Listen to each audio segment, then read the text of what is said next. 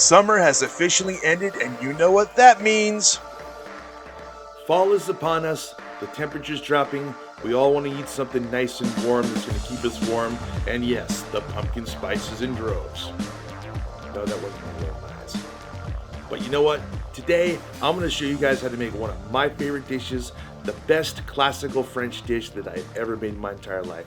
Today, we're going to make beef bourguignon. Why? Because it's time. My name is Chef Tom Dickinson.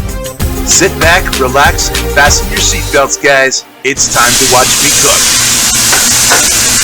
Hey watcher, if you're just new or you're joining the channel or if you already know me, but hey, it's okay, introductions are great. My name is Tom Dickinson. I'm a full-time professional chef and culinary arts teacher, and my passion is to create cooking videos to share with all of you.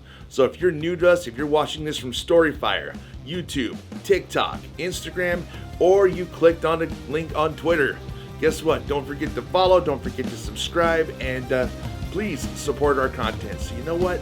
I'm gonna quit talking. You guys know what we're making today. So first things first, let's get our meats. The first thing I'm gonna start with is 2 whole yellow onions. I'm gonna cut the ends off. After I cut the ends off, I'm just gonna cut these into big giant chunks to cook into my beef bourguignon, and they're going to be amazing. Next, I'm gonna take some carrots. I'm not even gonna bother to peel them, and I'm just gonna cut them into large chunks after I get done washing them. Next, I'm going to take 16 ounces of cremini mushrooms and cut them into quarters. The cheapest meat I could find at the store was already cut up, so it's going to have to do. When you're making a stew, you're probably thinking, he's using an expensive cut of meat that I can't afford. Wrong. When you're making a stew, it's always using the cheap cuts of meat that's always the best. I have purchased the cheapest, gnarliest, fattiest cut of meat I can find. I'm going to cut it up. It's going to have great flavor, and you know what? It's going to taste phenomenal after I cook it for a very long time. It's going to be great. Let's get back to prepping. I'm also using a full bottle of red wine. I'm using a whole can of tomato paste. I'm using a whole container of beef broth, and with that I'm going to use 3 or 4 bay leaves, and then I'm going to use a teaspoon of dried thyme leaves. Now our mise en place is ready. I'm going to start by pouring some oil into my pot and letting it get hot. I don't want to sear everything all at the same time, so I'm going to sear my batches. I'm going to place it in the pot, and I'm going to let all that heat caramelize the meat on the outside so I can lock it over the meat. Add some color and add some flavor. When I'm done with that, I'm going to take all the meat out, and I'm going to make sure I get ready to saute my vegetables. All those little brown bits at the bottom of the pot, those are going to get deglazed by the red wine. They're going to add tremendous flavor to my beef bourguignon. Now I'm adding my onions, carrots, and mushrooms, and I'm going to let them cook down a little bit in that oil and all those beef particles. I'm going to add a little bit more oil to make sure everything gets cooked.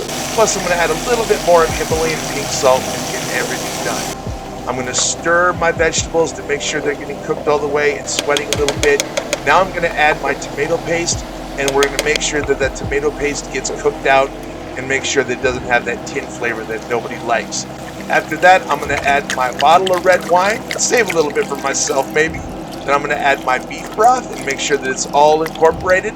And then I'm going to add my teaspoon of dried thyme. It looks great. I'm going to add my bay leaves now and make sure they get incorporated in there. And now I'm going to let this cook a little bit.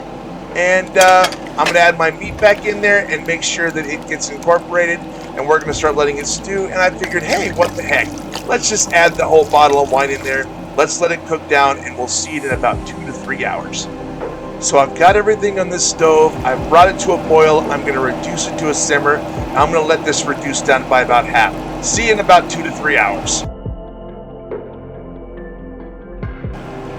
So about 3 hours have gone by. I'm checking my beef bourguignon, and it looks absolutely amazing. And you know what? My father-in-law had an excellent idea. He decided to make some rice to go with dinner. Rice is a great blank canvas to put stew over, and this is no different. My sauce is reduced down. It's right where I want to be. I've plated it up. It looks amazing, and all I have to say about this dish is, order up. The stew's great. It tastes amazing. If you want to have something to accompany it, I use egg noodles. You can use mashed potatoes. You can use rice. Keep it gluten-free. Keep it however you want to do it. It's absolutely amazing. You know what else is amazing? You are. You are amazing. And I want you to go out and I want you to make this dish right now. And if you can't do it, or if somebody tells you you can't do anything in this life, you look them in the face and say, watch me. Oh, and by the way, don't think I haven't forgotten that I sent this video out to all of my colleagues at Fairfield High School. To all my colleagues, if you're watching this, you're all amazing. I love my colleagues. You're all wonderful. And I want you guys to all take some time. I know we're all on a budget. I want you guys to take some time to cook a great meal. So you know what? Get out of here. Go make this dish. Go be awesome. And we'll see you next time.